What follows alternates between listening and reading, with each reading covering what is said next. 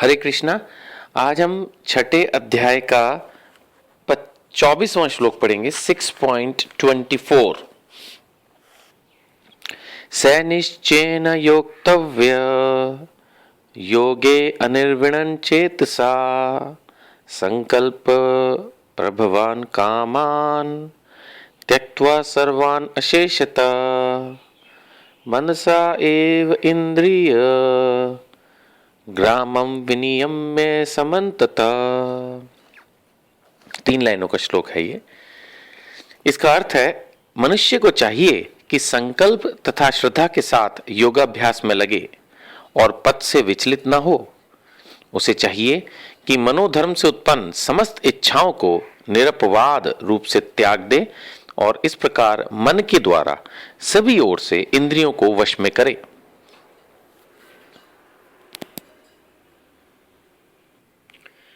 श्रील प्रभुपाद इस श्लोक के परपट में बता रहे हैं कि संकल्प की तो बहुत जरूरत है। अगर हमें भक्ति में आगे बढ़ना है या इवन भौतिक जीवन में भी, मैं इसको अपनी तरफ से जोड़ रहा हूं, आगे बढ़ना है तो संकल्प तो चाहिए। संकल्प ही अगर नहीं है, हमारे अंदर संकल्प शक्ति नहीं है, दृढ़ता नहीं है, अगर हम जरा जरा सी बात पर विचलित हो जाएंगे तो अपने पाथ पर सक्सेस लेना बहुत मुश्किल है। ये सिस्टम ही कुछ ऐसा है। कोई आदमी इस पे विरोध कर सकता है या गुस्सा प्रकट कर सकता है कि भगवान ने ऐसा सिस्टम क्यों बनाया है कि हर चीज में हमें स्ट्रगल करनी पड़ती है। देखिए, ये दुनिया ऐसी ही है। अगर आप स्ट्रगल फ्री लाइफ जीना चाहते हो तो आपको भगवान के धाम में जाना होगा। लेकिन वो लाइफ में आप कुछ लोग या ज्यादातर लोग विश्वास ही नहीं करते उसको, तो वो सोचते हैं माइथोलॉजी है, जो कुछ है यही जीवन है। तो इस जीवन की तो फिर जो गाथा है वो गीता के अनुसार यही है कि यहां पर आपको सफलता के लिए संकल्प शक्ति चाहिए। चाहे आपको भक्ति में प्रगति करनी है, चाहे आपको भौतिक जीवन में प्रगति करनी है, संकल्प की बहुत जरूरत है। जब तक आपके अंदर दृढ़ता नहीं है और आप अगर छोटी छोटी बात पे विचलित हो जाते हैं तो सफलता में मुश्किल आ सकती है। दृढ़ता के साथ लगे रहना पड़ता है और ये भक्ति पर तो खासकर एप्लीकेबल है। और साथ साथ यहां पर भगवान स्वयं बता रहे हैं कि संकल्प तथा श्रद्धा के साथ लगना है। श्रद्धा होनी भी बहुत जरूरी है। अगर किसी चीज पे आपको विश्वास ही नहीं कि ये चीज सही है, ये प्रोसेस सही है। आज मैं आपको भगवत गीता के बारे में कुछ चर्चा कर रहा हूं। अगर आपको लगता है कि भगवत गीता तो कोई एक साधारण किताब है, मैं बोल रहा हूं कि श्री भगवान ने कहा, आपको ये विश्वास ही नहीं है, श्रद्धा ही नहीं है इस बात पे, आप सोचते हैं बोल रहे हैं, पता नहीं गीता किसने लिखी है। हो सकता है किसी आदमी ने ऐसे बैठ के रात को जैसे एक नॉवल लिखते हैं नॉनसेंस, उसी टाइप का एक किताब बेचने के लिए किताब लिखी हो। अगर आपकी थिंकिंग इस टाइप की है, किसने देखा, भगवान ने बोला।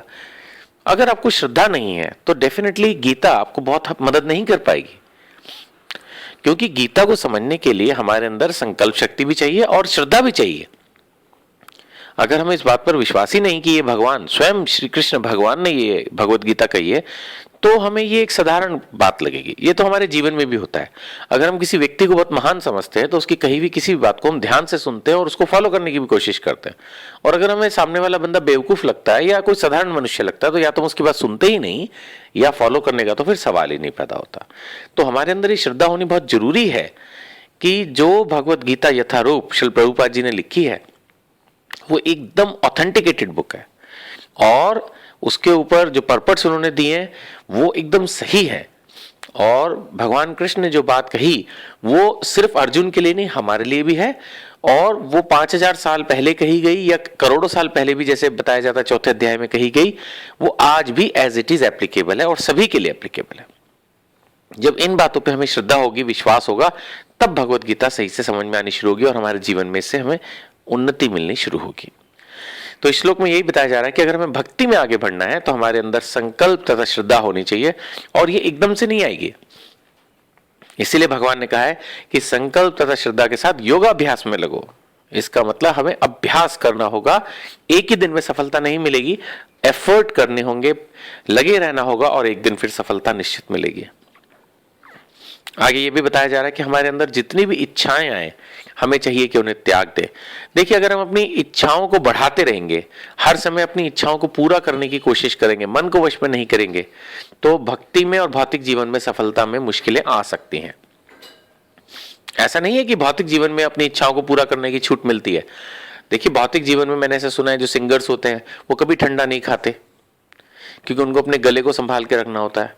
ऐसे अब डॉक्टर्स को देखता हूँ मैं, कई डॉक्टर्स हैं हमारे घर के पास एक डॉक्टर हैं, उनके पास इतने ज़्यादा पेशेंट आते हैं कि सालों से उनको घर जाते जाते रात के 1-2 बज जाते हैं। आप विश्वास नहीं करेंगे, वो रात को 1-2 बजे तक पेशेंट्स देखते हैं, इतने पेशेंट्स आते हैं, और वो भी धैर्य के साथ बैठ के देखते हैं। तो नेचुरली उन्होंने अपनी शाम को घूमने फिरने की, होटलों में जाने की, क्लबों में जाने की, पिक्चरें देखने की अपनी इच्छाएं खत्म की होंगी ना। यानी भौतिक जीवन में भी संकल्प चाहिए, भौतिक जीवन में भी श्रद्धा के साथ, विश्वास के साथ अपने काम में लगे रहना पड़ता है। तो भक्ति में तो चाहिए ही चाहिए, लेकिन इस सब का अभ्यास करना है और अपनी इच्छाओं का त्याग करना है, मन को वश में करना है। श्रील प्रभुपाद ने परपट में एक बहुत अच्छी कथा दी है, मैं आपके साथ शेयर करूंगा। संकल्प शक्ति के ऊपर एक बहुत अच्छी कथा है कि एक बार एक गोरैया के अंडे जो है वो समुद्र में चले गए। गोरैया ने समुद्र से कहा, मेरे अंडे लौटा दो। समुद्र ने उस पर कोई ध्यान नहीं दिया। तो गोरैया ने क्रोध में आकर यह निश्चय किया कि वो समुद्र का सारा पानी पीकर उसको सुखा देगी। इस बात पर समुद्र ने भी उपहास किया और अन्य लोगों ने भी इसको उपहास की दृष्टि से देखा या उपहास ही किया, यानी मजाक उड़ाया। लेकिन गोरैया जो है वो दृढ़ निश्चयी थी, वो अपने निश्चय में लग गई और वो अपनी नन्ही सी चोंच से थोड़ा थोड़ा पानी पीकर बाहर निकालकर फेंकने लगी। आप सब समझ सकते हैं कि इससे कुछ होने वाला नहीं था, लेकिन इस बात की चर्चा सारे में फैल गई और होते होते वो विष्णु के वाहन गरुड़ जी तक पहुंची। गरुड़ जी ने फिर अपनी छोटी बहन पक्षी बहन को हेल्प करने की सोची और वो उसके पास आए और उसकी सारी बात सुनी और देखी। प्रभावित होकर उन्होंने उसे सहायता करने का वायदा किया और इस पर उन्होंने फिर समुद्र से बात की कि या तो तुम इसके अंडे लौटा दो, नहीं तो अब मैं इसी कार्य में लग जाऊंगा। क्योंकि वो विष्णु जी से कनेक्टेड हैं गरुड़ जी और उनमें अपनी भी असीम शक्ति है, इस बात से समुद्र भयभीत हुआ और उसने गोरैया के अंडे लौटा दिए। तो हम इस बात से, इस कथा से ये समझ सकते हैं कि अगर हम दृढ़ शक्ति से लग जाएं तो कई बार हमारे अंदर उस काम को करने की शक्ति नहीं होती, लेकिन भगवान हमारे एफर्ट से प्रसन्न होकर कोई ऐसी युक्ति निकालते हैं या किसी ऐसे व्यक्ति या ऐसी पावर को हमारे पास भेज देते हैं जो उस काम को कर सकती है। बट उस चीज के लिए हमें पहले इंप्रेस करना होता है भगवान को अपने सच्चे हृदय से एफर्ट करके। अगर हम सच्चे दिल से एफर्ट कर रहे हैं किसी भी डायरेक्शन में, जैसे कि श्लोक में कहा गया, संकल्प के साथ, श्रद्धा के साथ, मन को वश में करके अभ्यास कर रहे हैं, तो फिर भगवान प्रसन्न होते हैं और उस कार्य में सफलता निश्चित हो जाती है। हरे कृष्णा।